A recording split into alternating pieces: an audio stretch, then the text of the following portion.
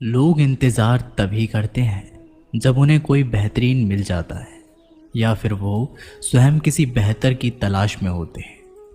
इतना मत बोलिए कि लोग आपके चुप होने का इंतज़ार करें, बल्कि इतना बोलकर चुप हो जाइए कि लोग आपको दोबारा सुनने का इंतज़ार करें। खूबियाँ देखकर तो कितनी ही प्यार हो जाएंगे। ज़िंदगी में जगह उसे दो जो कमियां देखकर भी साथ ना छोड़े। आजकल ज़रूरत से ज़्यादा अच्छा होना भी ज़रूरत से ज़्यादा जलील करवा देता है। खामोशी का मतलब ले आज भी होता है, पर कुछ लोग इसे कमज़ोरी समझ लेते हैं। हल्की सी परवाह रिश्ता बरकरार रखती है। कभी उसको नज़रअंदाज ना करो जो तुम्हारी बहुत परवाह करता हो, वरना किसी दिन तुम्हें एहसास होगा कि पत्थर जमा करते करते तुमने एक हीरा गंवा दिया। जिंदगी का रास्ता बना बनाया नहीं मिलता है, स्वयं को बनाना पड़ता है। और जिसने जैसा रास्ता बनाया है उसको वैसी ही मंजिल मिलती है। एकांत सदैव आपका परिचय एक महत्वपूर्ण व्यक्ति से करवाएगा, और वो व्यक्ति है स्वयं आप।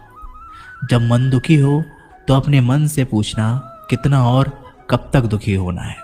मन कहेगा लोगों ने मेरा साथ गलत किया, उन्हें माफ़ी मांगनी होगी, उन्हें बदलना होगा।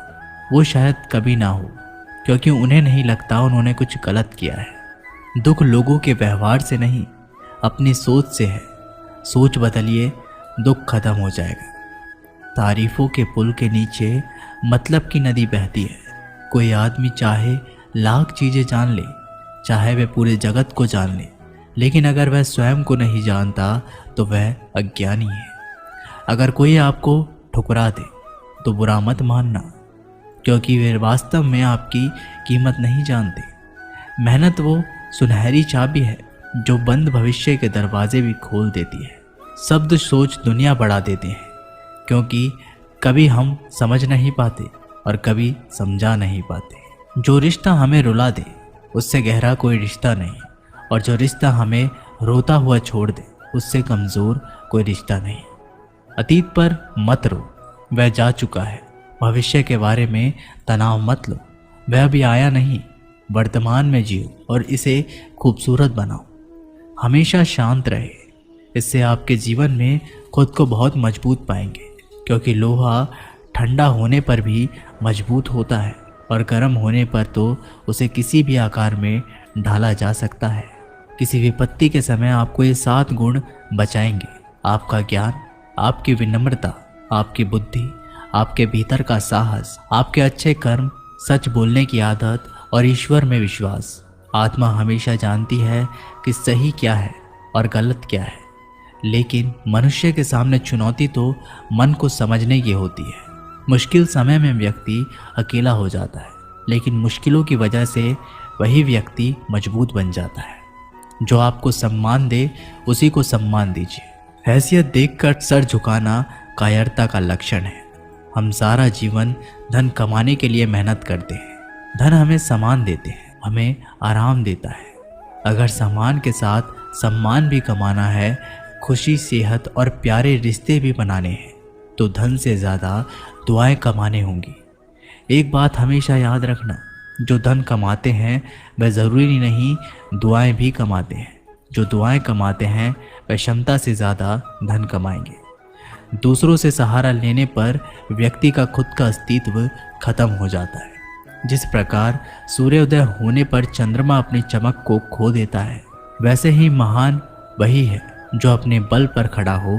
जैसे जैसे आयु बढ़ती है, तुम्हें यह एहसास होने लगता है कि तुमने व्यर्थ ही उन लोगों को महत्व दिया जिनका तुम्हारे जीवन में कोई योगदान ही नहीं था।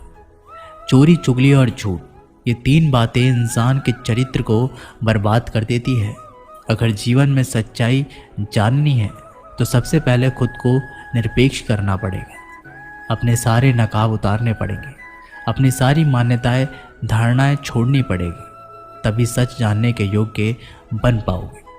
तुम्हारे मन में अगर किसी को भी दुख देने का ज़रा सा भी भाव है तो तुम अपने लिए बीज बो रहे हो, क्योंकि तुम्हारे मन में जो दुख देने का बीज है वह तुम्हारे ही मन की भूमि में गिरेगा, किसी दूसरे के मन की भूमि में नहीं। बीज तो तुम्हारे भीतर है, वृक्ष भी तुम्हारे ही भीतर होगा, फल भी तुम ही भोगोगे। हकीकत में खुदा तो हर इंसान के अंदर है।